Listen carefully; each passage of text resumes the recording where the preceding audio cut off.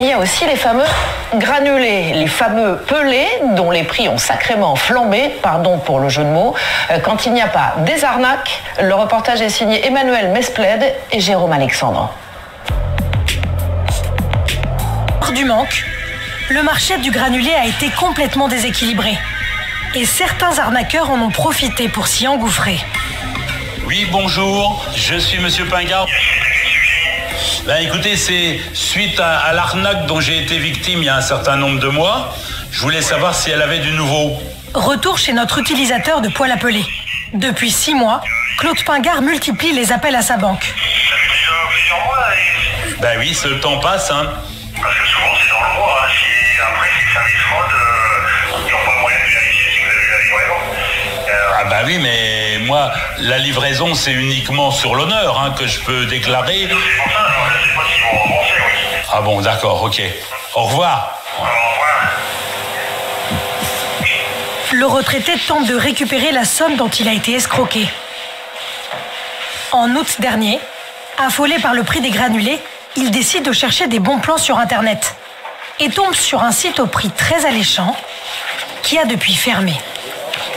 Dans ma grande naïveté, j'ai cru que c'était un site qui liquidait des pelets à un prix qui était vraiment dérisoire parce que ça équivalait à 2,73 € le sac de 15 kilos.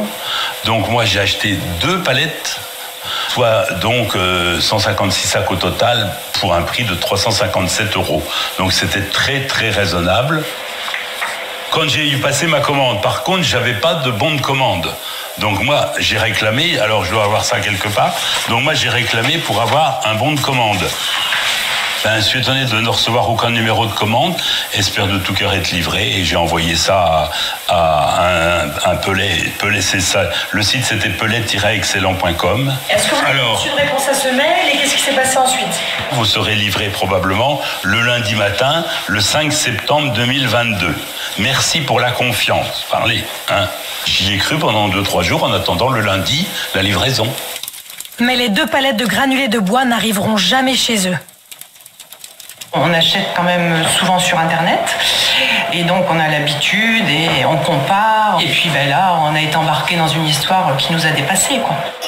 Ils ont porté plainte pour escroquerie à la gendarmerie, classée sans suite. Quelques jours après notre tournage, le couple a fini par être remboursé des 357 € par l'assurance de sa carte bancaire. Et ils sont loin d'être un cas isolé. Difficile de connaître le nombre exact de victimes, mais sur Internet, nombreux sont ceux criant à l'arnaque.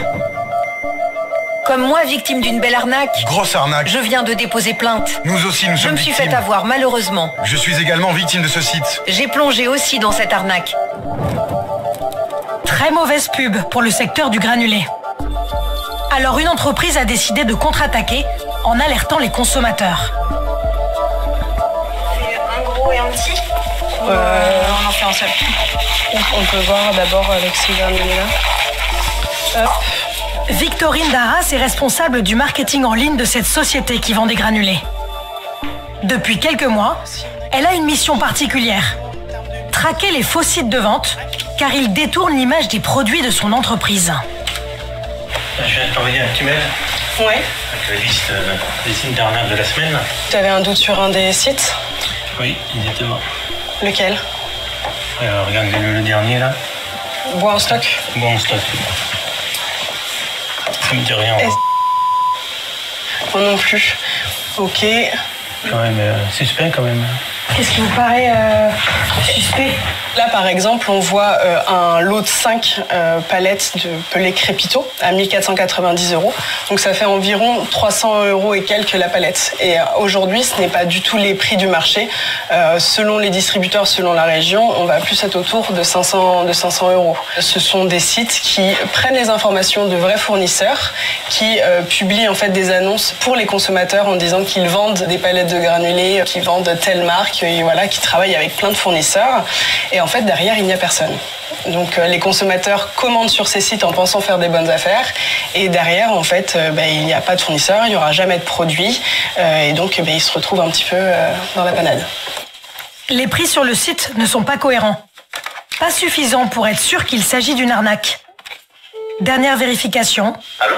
Allô Romain? Elle appelle ses commerciaux sur le terrain. On a un petit doute sur un des sites, et donc on voulait avoir ton avis. Donc ça s'appelle ERL. Est-ce que tu en as déjà entendu parler? Alors déjà, moi ça me parle pas du tout. Ouais. C'est pas nos distributeurs. Non. Ouais, ok. Sûr, ouais. Ça marche. Bah écoute, je vais le signaler. Bon. Ces faux sites nuisent à l'image de marque de son entreprise. Mais Victorine n'étant pas elle-même victime des arnaques, elle ne peut pas déposer plainte. Son seul pouvoir, prévenir ses clients sur Facebook.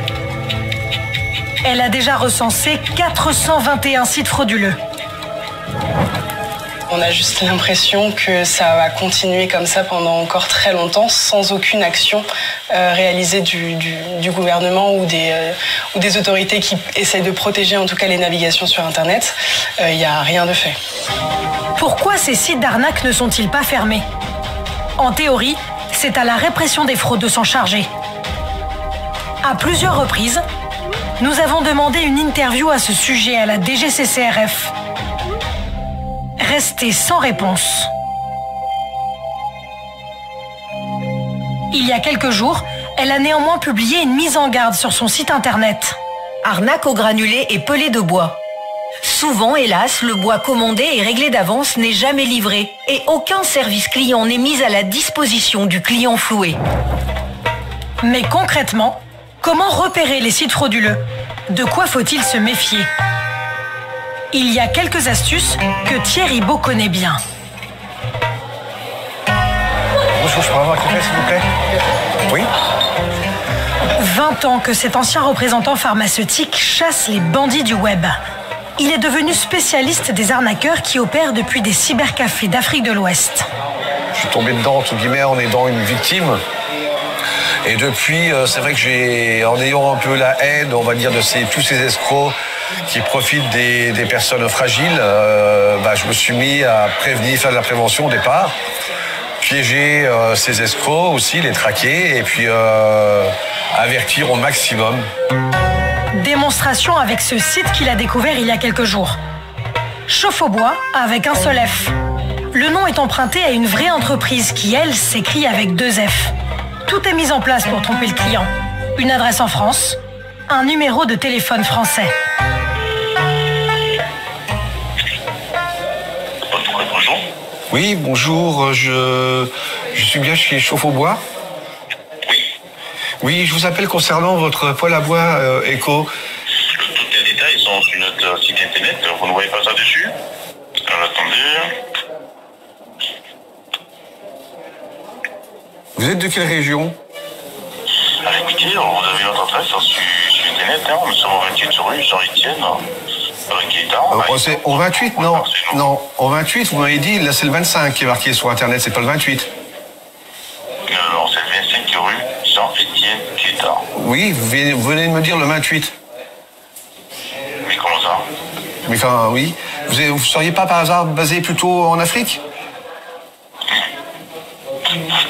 Allô? Ah. Bon. Mais ça arrive souvent, hein. Ils se font pas...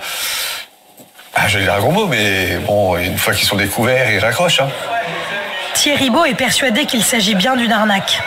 0780. 0780. 0644. Car le numéro de téléphone est typique des pros de l'escroquerie. Ce sont des numéros de téléphone qui commencent par 0644, 0756, 0757 et 0780. Ce sont des numéros créés par une application qui permet de créer des numéros virtuels. La voici, on-off. Alors en anglais, c'est demander un numéro de téléphone tout simplement. Voilà. Et là, on peut sélectionner le pays. C'est-à-dire que là, même si vous ne vous trouvez pas en France, vous pouvez sélectionner la France, vous aurez un numéro de téléphone français. Je peux être basé en Afrique et faire croire que je suis en France, en fait. La plupart du temps, ces escrocs sont jamais arrêtés, jamais retrouvés ni arrêtés. Et pour cause, quand ils sont repérés, ils ferment leur faux site avant d'en ouvrir d'autres.